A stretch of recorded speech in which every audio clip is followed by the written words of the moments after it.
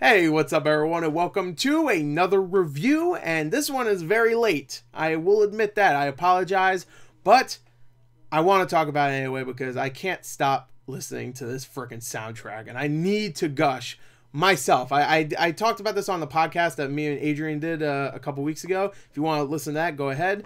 But we didn't really cover too much, and I want to just gush here by myself. Just like tell you right here that this movie, I freaking love. Is it a mess at times? Yes. But The Greatest Showman is a movie that I personally love because I love the soundtrack so much that when I listen to that soundtrack, I'm like, you know what? Now there's something missing.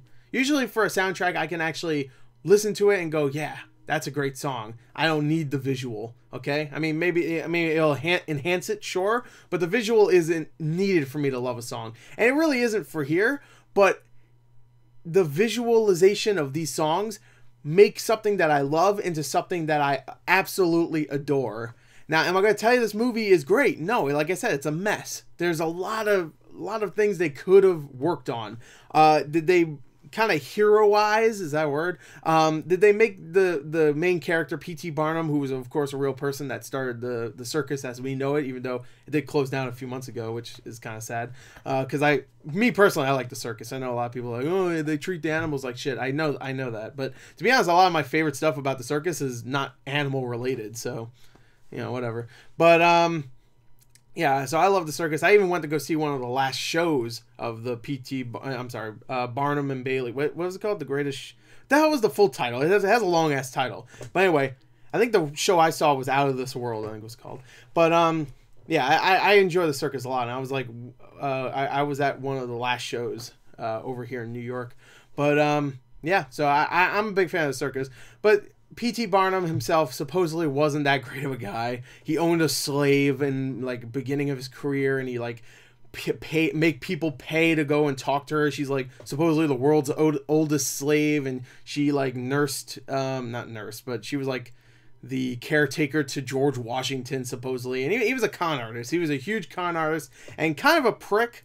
But I also heard he wasn't that terrible of a human later on in his life. Like he was for slavery at first, and then later on I guess he was against it, and he did all these other things. Of course everybody talks about like, oh, he just made money from these freaks and used them and stuff, even though technically a lot of those freaks, at least a lot of them that were interviewed years and years later, said like, hey, if it wasn't for him, I'd either be dead or I would be extremely poor and no one would know me and people would still make fun of me. But now people like me, you know, they like me for maybe just for the feature I have, like I'm a bearded lady or there's something wrong with my face or whatever. But even though he used me for money, he still made it so that now I can pay rent or whatever. You know what I mean? So he might not be the best guy, but whatever. Point is that I really don't care.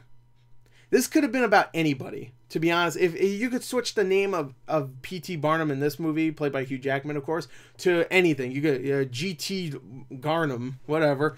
It doesn't matter really, because this really isn't about his story. It's very, very minimum when it comes to story. It is here just to entertain you. If you go into this movie expecting like this really deep like biopic about this guy, you're not getting it. You are not getting it. You barely get anything. What you get about this character is, or this person, I keep saying character, but whatever. Well, technically it is a character, because there's no way in hell this is how the real P.T. Barnum was. I don't even think he started the circus until he was like 60 or something. So, you know, Hugh Jackman, while he is like early 50s, doesn't look like someone like P.T. Barnum did when he was in the 60s at least. So, you know, P.T. Barnum didn't dance around and stuff and sing with Zac Efron back then. This is complete fabrication, and I know that. It's a Hollywoodized version of something that really happened, but it doesn't make it seem like it actually really happened, you know what I mean? It's still, it feels like a fantasy world. But I was going into this expecting just a good time. With music I already know I love because I listened to the music before the movie even came out, because I was actually really excited for this movie for a few months after the first trailer, and I watched it a few times. And I'm like, you know, I'm really looking forward to this. And I love Hugh Jackman, and I loved Les Mis. That was one of my favorite movies of 2012, and I just love musicals in general. So I was really so excited for this, and Again, character-wise and story, it doesn't really provide much. But when it comes to the musical numbers, which there is a good maybe an hour of just musical numbers in this movie, holy shit. All of them are either really damn great or absolutely fantastic. Like, there's no weak musical numbers here. If I did a top, like, I don't know how many songs. I think there's like about 10 songs in this, maybe a little bit less.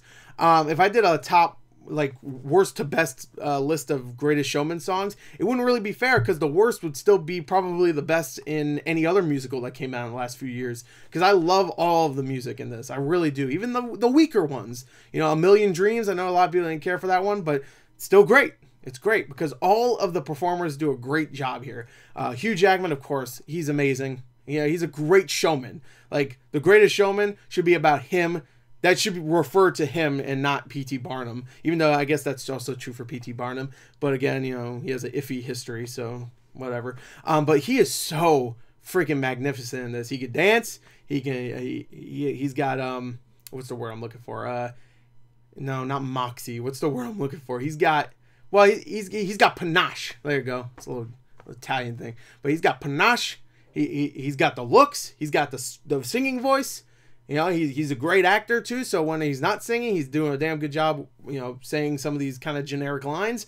And he's fantastic in this. I just wanted to see him in every musical number. There's actually a good maybe like 30-40 minute segment of this film where he stops singing. Like the first 30-40 minutes, every musical number has him in it. And then after that, it like kind of slows down. I'm like, oh, where's Hugh Jackman? I want to see him again. And then when he comes back again for one of the best musical numbers of the film from now on, it's just like, oh man, this is something I've been missing in this movie. I mean, it's been fantastic, don't get me wrong, but Hugh Jackman, when he's singing, whew, man. And don't get me started about Zac Efron. That boy is talented. Oh, and I got a man crush on both of them, really. But yeah, Zac Efron pissed me off in the last couple of movies he was in, so even though I have a man crush on him and he's great in this, I'm going to be hesitant because, you know, Hugh Jackman, besides movie 43, which I'm not even going to really blame him for that one because he's barely in it. Hugh Jackman usually doesn't do horrible shit. Like even Pan, which was a bad movie, I thought he was good in it. Zac Efron, he was in Dirty Grandpa, which I ain't going to forget that. Baywatch, which was not good. What was in between those two? Was he in that... Was that Zac Efron? That freaking Wedding Dates movie? Or I watched that trailer maybe like 200 times because for some reason my theaters was just like, hey, you know what? Gore's in the theater. Obviously wants to see Mike and Dave's stupid fucking holiday weekend or whatever it's called. I don't even remember the title. I saw the trailer so many times. I'm jumping on a trampoline and they fall. It's funny. Fucking hell. I hate it. I hate that trailer so much. I haven't seen the movie, by the way. I couldn't see it. I couldn't see that movie after I saw that trailer that many times. I couldn't. Adam Devine, and I think Zac Efron. No. Anyway, point is that Zac Efron has pissed me off in the last few movies. But here he's great. I'm going to say her name wrong. Zendaya? Is it Zendaya? I always call her Zenyatta and people get upset at me. That's a joke. That's a character from Overwatch. But Zenyatta is really good in this. Ah, shit, I fucked it up again. No, Zendaya. Is it Zendaya or is it Zendaya? Does it say on the poster? Please, I need help. Help me. No, it doesn't. It doesn't even say Hugh Jackman's freaking name on it. But she's great in this, even though her character is really just there to fall in love with Zac Efron's character. There's a kind of subplot where, you know, because she's one of the supposed freaks on the cast of freaks, I guess. And the reason why she's a freak is because she's a oh my god, how come a trapeze artist? Thank you, Jesus. Thanking myself for remembering. She's a trapeze artist and she's black. That's why she's a freak. Her and her brother are black, which, by the way, her brother is also the guy that's playing Black Manta, I think, and Aquaman. Is that Aquaman? Yeah, Aquaman.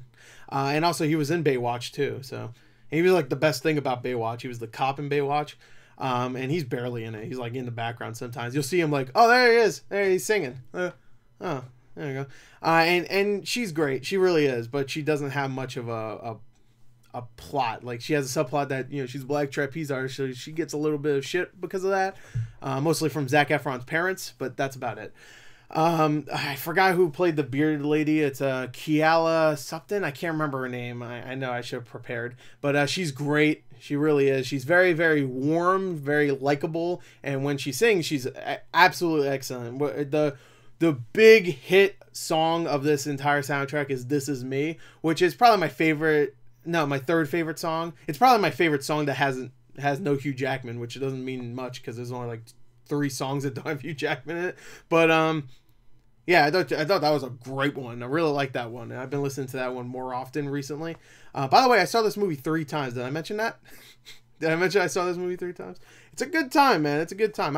Every time I saw this movie in theaters, though, nobody reacted to it like I wanted them to. I wanted people like to get really into it because there's some musical numbers, especially The Other Side with Hugh Jackman and Zac Efron. That, whew, man, those boys have great chemistry together, and man, oh man, they tore the shit out of that bar. They nailed it.